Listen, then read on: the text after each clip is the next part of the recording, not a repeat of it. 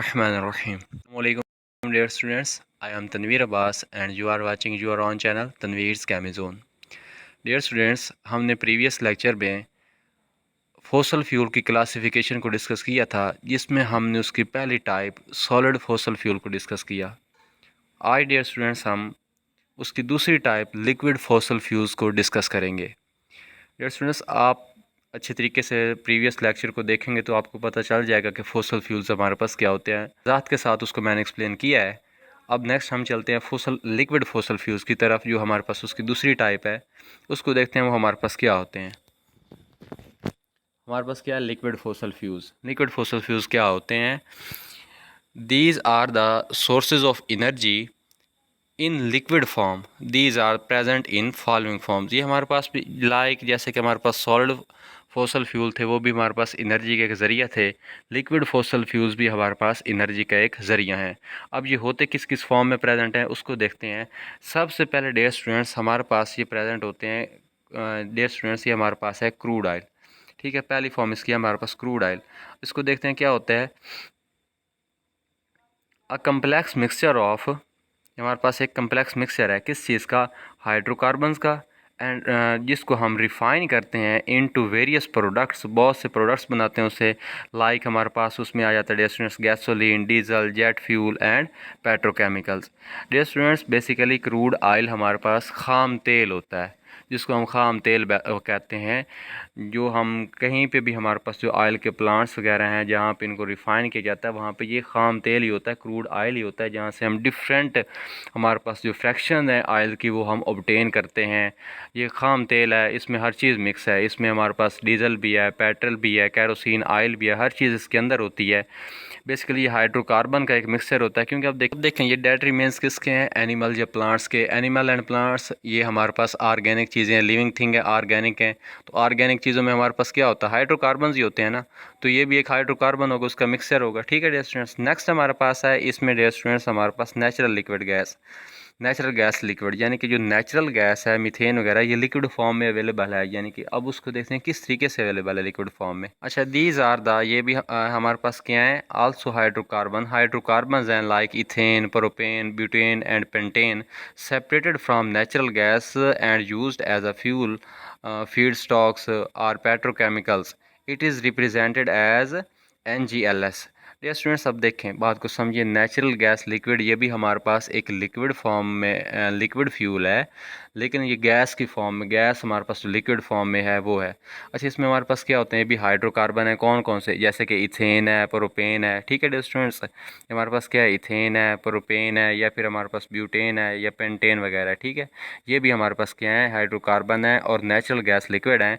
इनको हम क्या करते हैं? Separated from natural gas. Natural gas mean methane. इसको हम मीथेन से इन चीज़ों को सेपरेट कर लेते हैं। ठीक है, इथेन, प्रोपेन, ब्यूटेन और पेंटेन को हम मीथेन से अलग करते हैं और इसको हम यूज़ किस लिए करते हैं? फ्यूल्स के लिए यूज़ करते हैं, फीड स्टॉक्स के लिए। Dear students, feedstocks mean कि जैसे कि हम किसी भी चीज़ की ज़ख़ीरा अंदोज़ी करते हैं, हमारे पास इन फ्यूल्स की भी ज़ख़ीरा अंदोज़ी की जाती है फीड स्टॉक के लिए। यानी कि ऐसी ऐसी चीज़ें हम इकट्ठी करेंगे जिससे हमारे पास आगे एक फ्यूल बन सके। तो फ्यूल का जो खुराक होगी, यानी कि जिससे फ्यूल हमने ऑब्टेन करना है, वो फ्यूल की फीड स्टॉक है। ठीक है डियर स्टूडेंट्स, और पेट्रोकेमिकल्स के लिए भी इसको यूज़ करते हैं। इसको रिप्रेजेंट हम कैसे करते हैं?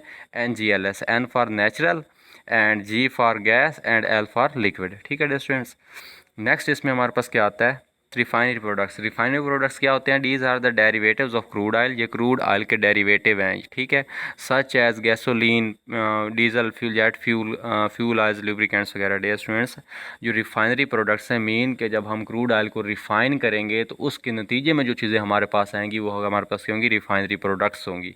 ठीक है, जो हम यानी कि क्रूड ऑयल को, खाम तेल को रिफाइन करते हैं तो हमारे पास क्या क्या चीज़ें आती हैं? उसमें पहले हमारे पास आती है गैसोलीन। ठीक है डियर स्टूडेंट्स, गैसोलीन हमारे पास पेट्रोल जो हम गाड़ियों में डलवाते हैं। उसके बाद डीजल फ्यूल है, डीजल आता है। उसके बाद जेट फ्यूल यानी कि कैरोसिन ऑयल जो जहाज़ों में यूज़ किया जाता है। फ्यूल ऑयल्स यानी कि और भी फ्यूल्स हैं, लुब्रिकेंट्स वगैरह जैसे कि मोबाइल ऑयल वगैरह है, गाड़ियों में लुब्रिकेशन के लिए हम यूज़ करते हैं। ठीक है डियर स्टूडेंट्स, डियर स्टूडेंट्स, इसमें हमारे पास अब है तीसरी टाइप फ्यूल की, ठीक है। क्लासिफिकेशन ऑफ फोसल फ्यूल की तीसरी टाइप हमारे पास कौन सी है? गैसियस फोसल फ्यूल, ठीक है dear students. Gaseous fossil fuel क्या होते हैं? ऐसे फोसल फ्यूल जो हमारे पास गैस की फॉर्म में अवेलेबल होते हैं। These are the energy resources which are obtained from ancient plants and animals and are available in gaseous form, यानी कि जो पुराने पौधों और पुराने जानवरों से हासिल किए जाते हैं, लेकिन होते किस में हैं? गैसियस फॉर्म में अवेलेबल हैं। अब ये होते किस किस फॉर्म में? पहली हमारे पास डियर स्टूडेंट्स यहाँ पे है नेचुरल गैस, ठीक है डियर स्टूडेंट्स। नेचुरल गैस है, ये हमारे पास क्या है? अ मिक्सचर ऑफ हाइड्रोकार्बन, ये हमारे पास हाइड्रोकार्बन का मिक्सचर है। प्राइमरली मीथेन, यानी कि इसमें हमारे पास बुनियादी तौर पे क्या चीज़ होगी? मीथेन होगी विद स्मॉल अमाउंट ऑफ, इसमें थोड़ी सी अमाउंट और भी चीज़ों की ऐड होगी। वो कौन सी? हमारे पास ethane, propane and butane. Dear students, natural gas basically हमारे पास मीथेन होती है, CH4, जो यही गैस जो हम घरों में यूज़ करते हैं, ये मीथेन गैस होती है, ठीक है डियर स्टूडेंट्स। कुकिंग प्रोसेस के लिए यूज़ वगैरह की जाती है। और इसमें स्मॉल अमाउंट में हमारे पास थोड़ी सी और भी चीज़ होंगी। वो कौन सी? हमारे पास इसमें थोड़ा सा इथेन भी होगा, थोड़ा सा प्रोपेन और थोड़ा सा ब्यूटेन भी होगा। नेक्स्ट है डियर स्टूडेंट्स हमारे पास कोल सीम गैस। कोल सीम गैस हमारे पास क्या है? It is methane extracted from coal deposit. ये हमारे पास एक मीथेन की एक फॉर्म है जिसको हम कोल से एक्सट्रैक्ट करते हैं, यानी कि जब हम कोल वगैरह को प्रोसेस करते हैं ना, कोल की हम बर्निंग वगैरह करते हैं, तो वहाँ से हमें ये ऑब्टेन होती है, ठीक है डियर स्टूडेंट्स। ये भी एक मीथेन गैस है। नेक्स्ट हमारे पास बायोगैस। बायोगैस डियर स्टूडेंट्स, ये हमारा गाँव का गैस का प्लांट समझ लें से, जो गाँव में ज़्यादातर गैस के प्लांट लगाए जाते हैं उसको हम बायोगैस कहते हैं। इसमें जानवरों को गोबर वगैरह होता है, ठीक है। डेड रिमेन्स होते हैं, यानी कि प्लांट्स वगैरह गले सड़े, फसलें गली सड़े, उनके बाकियात वगैरह जो होते हैं, उनकी रिमेन्स होती हैं, उनको हम एक प्लांट बनाते हैं। उस प्लांट के अंदर हम उनको क्या करते हैं? सारों को यानी कि मिक्स करते हैं, उनके एक मिक्सचर सा बनाया जाता है और उससे गैस ऑब्टेन की जाती है जो घरों में हम यूज़ करते हैं। ये ज़्यादातर बायोगैस प्लांट विलेज में यूज़ होता है, क्योंकि वहाँ पर गैस की किल्लत होती है और उस कमी को पूरा करने के लिए वहाँ पर बायोगैस प्लांट बनाए जाते हैं, ठीक है dear students.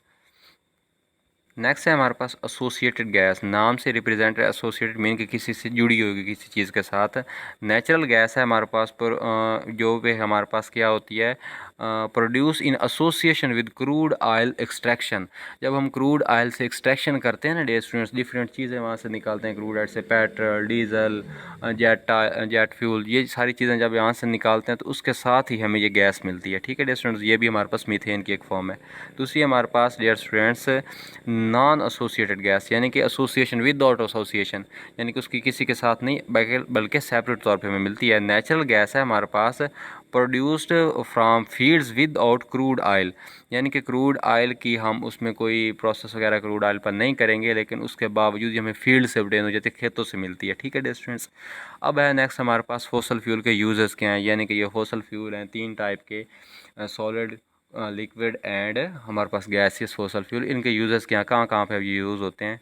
Use of fossil fuels कहाँ कहाँ पे यूज़ होंगे डियर स्टूडेंट्स? सबसे पहले हमारे पास ये यूज़ होते हैं इलेक्ट्रिसिटी जनरेशन, यानी कि जो हमारे पास इलेक्ट्रिकल प्लांट है, पावर प्लांट है, वहाँ पे इलेक्ट्रिसिटी जो बनाई जाती है वहाँ पे यूज़ होते हैं। जैसे कि कोल से बिजली बनाई जाती है, कोयले से, इससे भी बिजली बनाई जाती है, तो ये इस प्रोसेस के लिए यूज़ होते हैं। नेक्स्ट क्या है students? Transportation agency. Transportation agency mean यानी कि ये ट्रांसपोर्ट की ये हमारे पास फैसिलिटीज़ हैं, चीज़ें ट्रांसपोर्ट होती हैं, गाड़ियाँ वगैरह चलती हैं, व्हीकल्स चलती हैं, तो ये वहाँ पे भी फ्यूल्स यूज़ होते हैं। नो डाउट गाड़ियों में किसने फ्यूल ने यूज़ होना है ना, ठीक है स्टूडेंट्स। नेक्स्ट है हमारे पास इंडस्ट्रियल प्रोसेस। इंडस्ट्री में भी फ्यूल यूज़ किया जाता है, साफ ज़रा आपको पता भी है। नेक्स्ट है हीटिंग एंड कूलिंग के लिए, यानी कि हीटिंग के लिए, अब हीटिंग के लिए आप देख लें हीटर वगैरह जलाते हैं तो गैस यूज़ करते हैं। कूलिंग के लिए क्या है? रेफ्रिजरेटर हो गया हमारे पास, एयर कंडीशनर हो गया, सारों में क्या है? गैस ही यूज़ होती है। नेक्स्ट है हमारे पास डोमेस्टिक यूज़, घरेलू इस्तेमाल के लिए। एग्रीकल्चर यूज़, एग्रीकल्चर में भी ये चीज़ें यूज़ होती हैं। डियर स्टूडेंट्स, आई होप कि इसकी आपको अच्छे से समझ आ गई होगी। बाकी डियर स्टूडेंट्स, चैनल को सब्सक्राइब करना, वीडियो को लाइक और शेयर करना बिल्कुल ना भूलें। तब तक के लिए जज़ाकल्लाह, अल्लाह हाफिज़।